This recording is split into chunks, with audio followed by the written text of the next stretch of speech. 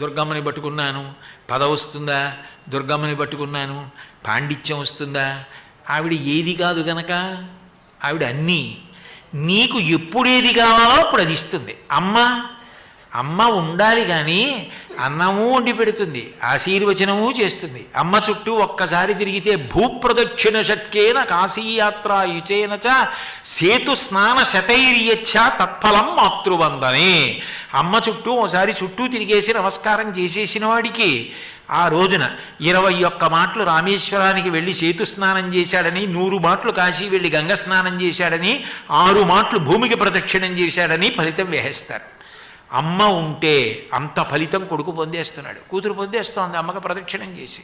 అసలు అమ్మ అంటూ ఉంటే ఇవన్నీ నాకు ఎన్ని తెలిస్తే ఎవరికి చేయని ప్రదక్షిణం? ఆ బెంగేం లేదు. గోమాతకి చేసేస్తే చాలు.